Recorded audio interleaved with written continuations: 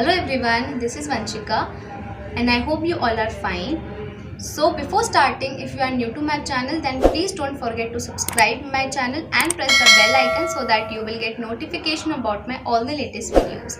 So let's start our today's video. So our today's topic is coordination number. So आज का ये जो topic है बहुत ज़्यादा इंटरेस्टिंग होने वाला है. So सबसे पहले हम देख लेते हैं कि कोऑर्डिनेशन नंबर होता क्या है. So the coordination number of any constituent particle in a crystal lattice is the number of its nearest neighbors. मतलब कि coordination number हम कैसे assume कर सकते हैं कि अगर मैं consider करूँ कि मेरे पास ना एक atom है और उस atom वो एक particular जो atom है वो कितने atoms के साथ join होता है वो होता है उसका coordination number. For example अगर हम अपना daily life का example लें तो यानी कि अगर मैं एक घर में रहती हूँ और मेरे साथ में कितने घर हैं जिनमें लोग रहते हैं तो वो मेरा कोऑर्डिनेशन नंबर होगा.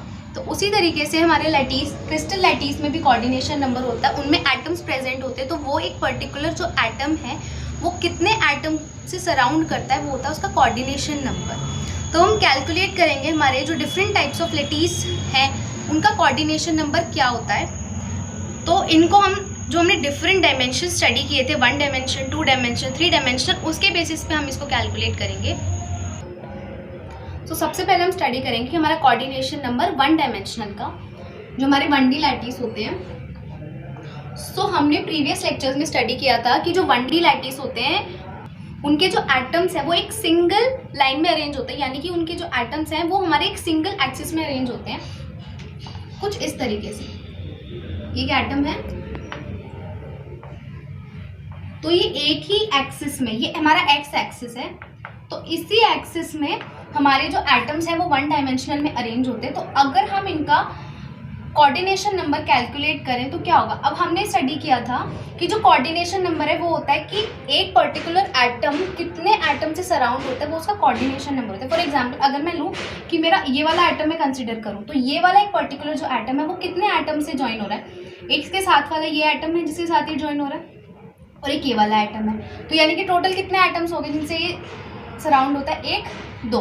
तो यानी कि इसका टोटल जो कोऑर्डिनेशन नंबर आएगा वो आएगा 2. ये 2 एटम से ज्वाइन है तो इसका कोऑर्डिनेशन नंबर आता है 2. सो अब हम कैलकुलेट करेंगे हमारे जो 2D डायमेंशनल लैटिस होते हैं उनका कोऑर्डिनेशन नंबर क्या होता है. तो उसमें हमारे 2 टाइप्स आते हैं. पहला होता है स्क्वायर क्लोज पैकिंग और दूसरा होता है हेक्सागोनल क्लोज पैकिंग. तो पहले हम कैलकुलेट करेंगे स्क्वायर क्लोज पैकिंग का. तो 2D जो हमारे लैटिस होते हैं उसमें जो हमारी अरेंजमेंट होती है वो दोनों एक्सिस में होती है. एक्स एक्सिस में भी होती है और वाई एक्सिस में भी होती है. तो ये एटम्स हो गए अरेंज एक्स एक्सिस में. अब यहीं पे हम इसको वाई एक्सिस में भी अरेंज तो यहाँ पे इसके नीचे ड्रॉ कर सकते हैं. ये हो गया इसका वाई एक्सिस. तो ये हो गया हमारा 2D अरेंजमेंट हो गई मॉलिक्यूल्स एटम्स की.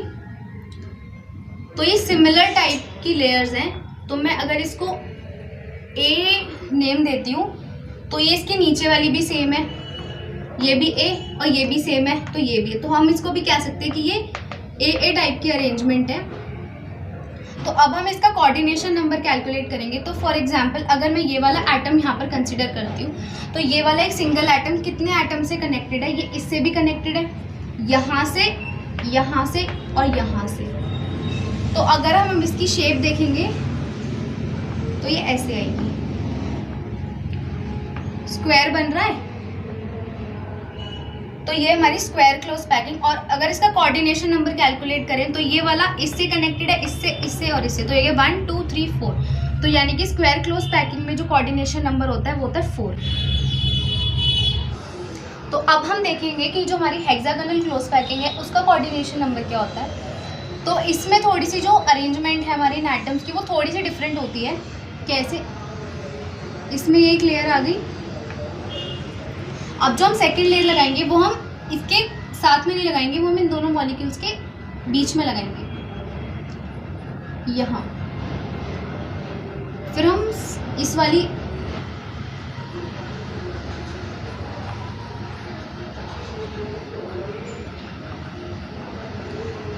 तो ये लेयर को मैं नेम दे दूँ ए.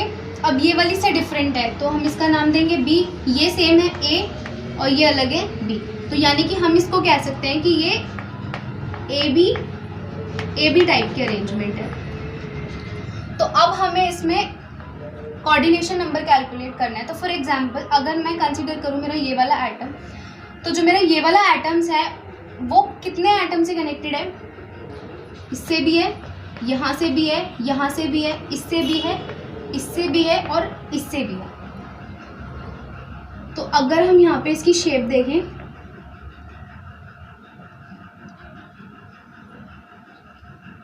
तो ये हेक्सागन बनाती है, तो इसीलिए इसका नाम है हेक्सागोनल क्लोज पैकिंग। अब इसका कोऑर्डिनेशन नंबर कैलकुलेट करते हैं। तो ये कितने से कनेक्टेड है? 1 2 3 4 5 6। तो टोटल 6 एटम नेबर एटम से कनेक्टेड है। तो यानी कि इसका कोऑर्डिनेशन नंबर हो गया 6। इसका कोऑर्डिनेशन नंबर है 6। तो अब हम कोऑर्डिनेशन हमारा कैलकुलेट करेंगे 3D लैटिस का। तो 3D लैटिस में अब हमने स्टडी किया है कि इसमें जो 3D स्ट्रक्चर्स आते हैं वो हम कंसिडर कर सकते हैं कि जो हमने स्टडी किए थे, simple cubic cell, face centred cubic cell, body centred cubic cell, तो वो एक 3D स्ट्रक्चर है। तो यहाँ पे हम उन्हीं को कंसिडर करके हमारा कोऑर्डिनेशन नंबर कैलकुलेट करेंगे। तो सबसे पहले हम कैलकुलेट करने वाले हैं हमारा सिंपल क्यूबिक सेल का।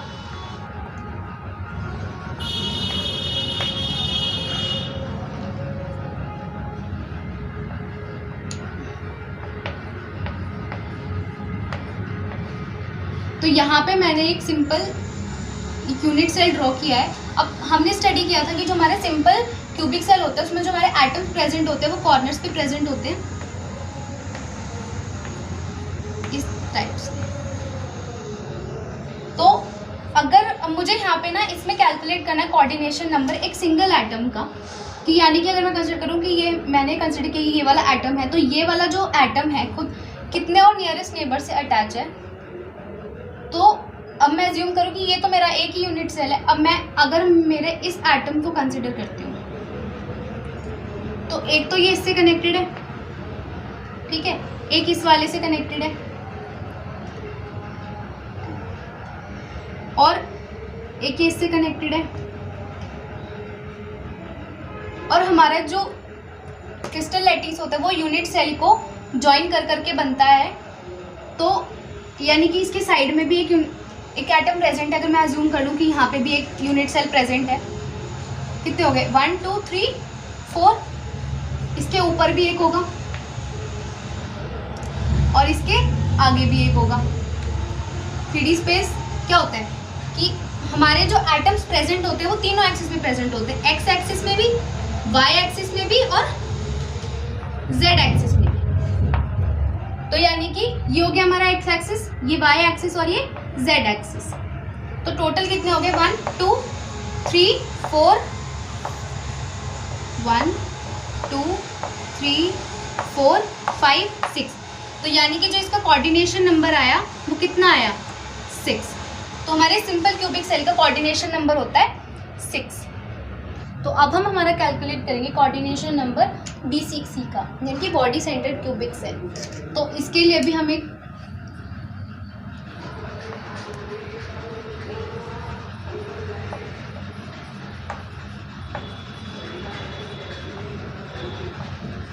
अब देखो बॉडी सेंटर्ड में क्या होता है, जो हमारा एटम्स हैं वो कॉर्नर्स पे भी प्रेजेंट होते हैं, साथ में वो बॉडी पे भी प्रेजेंट होते हैं यहाँ।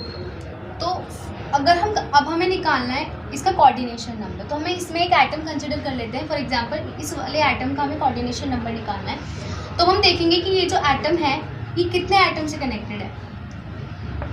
1, एक इससे कनेक्टेड है, एक इस बॉडी सेंटर्ड वाले से कनेक्टेड है और ये बॉडी डायगोनल से इस वाले से भी कनेक्टेड है। कितने हो गए 1 2 3 4। तो अब इसको हम अज्यूम करते हैं 3D, यानी कि इसके साथ में भी होगा। तो एक ये दूसरे वाले एटम के इस वाले से भी कनेक्टेड है, एक इसके साथ वाले से भी कनेक्टेड है, एक यहाँ वाले से भी कनेक्टेड है ये, और एक ये तो एक ये इस वाले से भी कनेक्टेड है। तो कितने हो गए 1 2 3 4 5 6 7 8, यानी कि इसका कोऑर्डिनेशन नंबर कितना हो गया 8। तो BCC में जो हमारा कोऑर्डिनेशन नंबर होता है वो होता है 8। अब हम कैलकुलेट करने वाले हैं हमारा कोऑर्डिनेशन नंबर हमारे फेस सेंटर्ड क्यूबिक स्ट्रक्चर का। तो फेस सेंटर्ड क्यूबिक स्ट्रक्चर में क्या होता है, हमारे जो एटम्स हैं वो कॉर्नर्स पे भी प्रेजेंट होते हैं, साथ में वो फेस पे भी प्रेजेंट होते हैं। तो यहाँ पे मैंने जिसको स्ट्रक्चर है वो ड्रॉ किया हुआ है। तो इसमें हम इसको कोऑर्डिनेशन नंबर कैलकुलेट करेंगे। तो फॉर एग्जांपल अगर मैं कंसिडर करूँ कि मेरा ये वाला एटम है, तो ये वाला एटम मेरे कितने एटम से कनेक्टेड है, एक इस वाले से कनेक्टेड है, एक इस वाले से कनेक्टेड है, एक इस वाले से कनेक्टेड है, 3, एक इसके फेस वाले से भी कनेक्टेड है, और एक ये जो यहाँ पे ये वाला फेज है, ये सामने वाला इससे भी कनेक्टेड है, और ये जो इसकी साइड वाला है यहाँ से भी कनेक्टेड है। तो टोटल कितने हो गए, 1 2 3 4 5 6, 6 हो गए। अब मैं अज्यूम करूँ कि ये मेरा एक 3D स्ट्रक्चर है, तो यानी कि इसके साथ में भी एक प्रेजेंट होगा। तो जब इसके साथ में भी प्रेजेंट होगा तो अब ये बॉडी डायगोनल से इस वाले से भी कनेक्टेड है, कितने होंगे 7, और इसके साथ वाले से भी कनेक्टेड है। तो ये उससे, तो यानी कि इसका टोटल कोऑर्डिनेशन नंबर कितना हो गया, 12। तो हमारे फेस सेंटर्ड क्यूबिक स्ट्रक्चर का जो कोऑर्डिनेशन नंबर आता है वो आता है 12। So this is all for the today's video. If you like this video, then please do press the like button and also share this video with your friends. And if you have any doubt regarding any topic, you can ask me in the comment box.